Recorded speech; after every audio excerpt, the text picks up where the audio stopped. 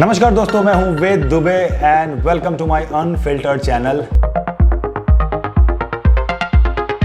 आदि पुरुष का मतलब कि साम्राज्य की वो पहली कड़ी जिससे हमारे वंशज की शुरुआत होती है, और हम सभी को पता है कि हमारे वंशज कौन थे। ये कहानी है मेरे प्रभु श्री राम की। अब अगर ऐसे मुद्दे पर कोई फिल्म बनाई जाए और क्रिएटिव लिबर्टी के नाम पे अगर आप कुछ भी दिखा रहे हो तो जाहिर सी बात है कि लोग आवाज उठाएंगे ही। एक इंसान दिखा दो बिना मूंछ के दाढ़ी रखने वाला, आपने हमारे बली को दिखा दिया। जब इसका पहला टीजर लॉन्च हुआ था तभी मैं समझ गया था कि बवाल होना पक्का है। तुम्हारी तो थूत ऐसी भद्द पिटवाएंगे, जितनी फिल्में आ रही हैं बॉलीवुड की एक नहीं छोड़ेंगे, एक जिसे कहते हैं चलन नहीं देंगे, और पर्दे में आग लगाने का भी काम हम करने में पीछे नहीं हटेंगे। ऐसी बहुत सारी चीजें थी उस टीजर में जिससे अंदाजा लगाया जा सकता था कि आने वाली फिल्म जो होगी उसमें हम और क्या क्या गलतियां देखेंगे। इसीलिए टीजर के दौरान ही लोगों के रिएक्शन आ गए और इस फिल्म के निर्माता Om Raut and dialogue writer Manoj Muntashir ने मीडिया में आकर के इन सभी चीजों का जवाब भी दिया।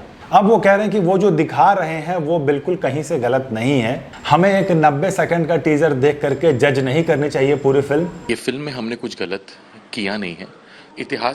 हमने इतिहास को पूर्णता से उसकी पवित्रता रखते हुए ही काम किया है।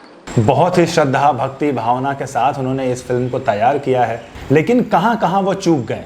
सबसे पहले बड़ी गलती कि अगर आप रामायण जैसा कोई मुद्दा उठा रहे हो, बजरंगबली को आपने एक ऐसा कॉस्ट्यूम दिया है जो कि लेदर जैसा दिखाई देता है। हालांकि इंटरव्यू में आकर के आपने कहा कि वो कैनवस है, चमड़ा लेदर की बात हो रही है। लेदर नहीं है, जो हनुमान जी ने धारण किया हुआ है वो लेदर नहीं है, वो कैनवस है। बट दिख तो रहा है हमें कि वो बिल्कुल लेदर है। लेकिन जनता जनार्दन है, उन्होंने आपके टीजर का सही रिव्यू दिया और आपने सही टाइम पर उसको चेंज भी कर लिया और अपने कैरेक्टर्स को इतने एग्रेशन में दिखाया है कि इस तरह का एग्रेशन हमने पिछले रामायण में भी नहीं देखा। उसके बाद जो वानर सेना आपने दिखाई उसमें तो बिल्कुल हद ही हो गई। ऐसा लग रहा है जैसे कि हम कोई हॉलीवुड की planet of the apps movie देख रहे हैं। बहुत लोग ये भी कह रहे हैं कि ये पूरा पैसा छापने का एक प्रोजेक्ट है। अगर आपको पैसे कमाने ही हैं तो आप एक अलग मुद्दे पे भी पिक्चर बना सकते थे, लेकिन इस तरह की टॉपिक उठाना जहां पर लोगों के सेंटिमेंट्स जुड़े हो और उस मुद्दे पे अगर आप पिक्चर बनाते हो तो जाहिर सी बात है कि आप बहुत ज़्यादा ऑडियंस इकट्ठा कर सकते हो। तो ये तो हो गई सारी गलतियां जो इस फिल्म में पकड़ी गई है। अब जब ये इंटरव्यू के दौरान आते हैं तब इनकी विचारधारा सुनते हैं।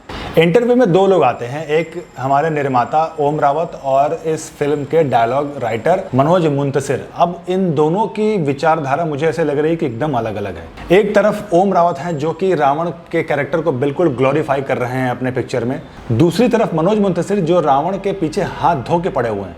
रावण को लेकर जितनी भी बुराई उनके मन में है, जो कुछ भी वो जानते हैं, उन्होंने सब कुछ बता दिया। अरे ये हम सबको पता है। आप इस पे भी तो बात करो कि रावण महाज्ञानी विद्वान, शिव तांडव लिखा उन्होंने, शिव जी का इतना बड़ा भक्त है, मरने के बाद भी राम जी ने लक्ष्मण को भेजा कि जाओ उनसे कुछ सीख। ऐसी बहुत सारी चीजें हैं उनके बारे में। आप बोल रहे हो कि किसी माँ ने बच्चे का नाम रावण रखा नहीं। कोई लिटरेचर मेरी नजर से ऐसा नहीं गुजरा, कोई घर मेरी नजर से ऐसा नहीं गुजरा जहां किसी बच्चे का नाम किसी माँ ने रावण रखा हो। इतना ही अच्छा था रावण तो रावण रख लेते नाम। इस बात का इससे क्या मतलब है?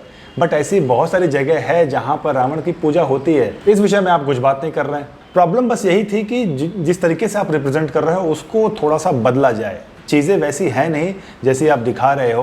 रामानंद सागर जी की भी आप बात करते हो तो उनके रामायण भी देखो। पब्लिक का क्या रिएक्शन है वो भी आप सुन रहे हो, नोट डाउन कर रहे हो।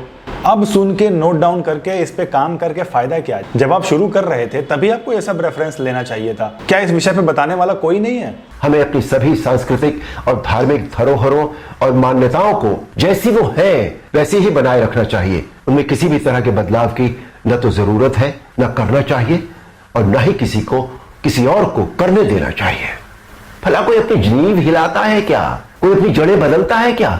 ऐसे बहुत लोग हैं जो आपको अच्छे से समझा सकते थे कि क्या चीजें गलत जा रही है, क्या सही जा रही है, लेकिन आप लोगों ने क्रिएटिव लिबर्टी के नाम पर जो मर्जी आया आपने वो दिखाया। फिल्म के डायलॉग काफी अच्छे हैं, एक एक लाइन तो ऐसी है कि जो एकदम गूज बम्प हो जा रहे हैं। अगर ये फिल्म लोगों को थिएटर तक खींच के ले जाएगा तो वो सिर्फ फिल्म के डायलॉग, फिल्म के गाने और प्रभास की वजह से।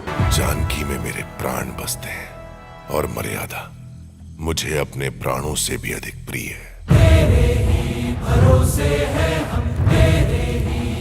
प्रभास को भी आपने एनिमेशन के थ्रू एकदम कार्टून बना दिया है।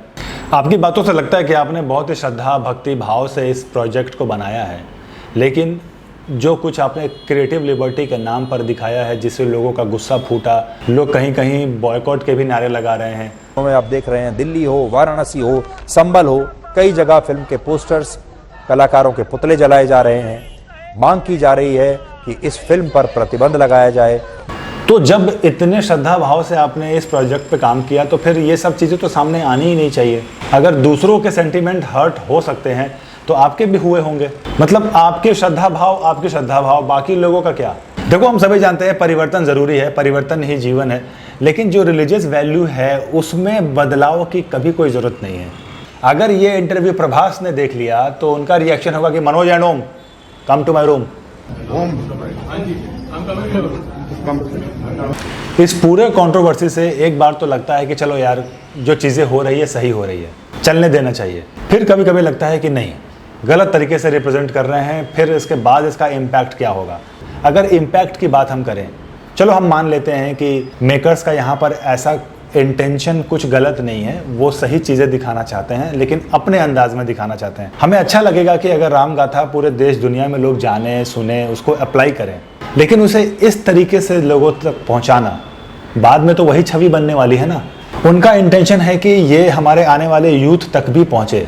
जो 15 सेकंड वाली जो हमारी ऑडियंस है, वो कभी भी रामानंद सागर जी का रामायण उठा करके नहीं देखने वाले। इस तरह की चीजें उन्हें अट्रैक्ट करेगी, तब जाकर के लोग कैरेक्टर के बारे में जानेंगे, तब जाकर के लोग रामायण के बारे में जानेंगे। लेकिन बात फिर घूम फिर के वहीं आ जाती है कि जिस तरीके से आप दिखा रहे हो, ये लोगों को पसंद नहीं आने वाला। इस फिल्म के ट्रेलर के बाद लोग दो पक्षों में बट गए हैं। एक तो जो इसका भरपूर विरोध कर रही है कि नहीं, इस तरह की फिल्में नहीं आनी चाहिए। दूसरा ये है कि चलो ठीक है, 16 जून को एक बार ये फिल्म आ जाए, देखते हैं। निर्माता अगर कह रहे हैं कि आपको वो लंका ब्लैक में नहीं दिखाई देगी, जब आप फिल्म देखोगे तो आपको सोने की ही लंका दिखाई देगी। लेस देन 100 सेकंड्स का जो टीजर देख रहे हैं, उसमें लंका सिर्फ कुछ वॉर के सीन्स में दिख रही है, युद्ध में दिख रही है। और ये जब सेक्शन आता है तब वो रात का सेक्शन है। अशोक वाटिका आपको हरा भरा ही दिखाई देगा। तो कुछ लोग 16 जून का वेट कर रहे हैं कि ताकि निर्माता जो वादा कर रहे हैं वो उनको देखने को मिले।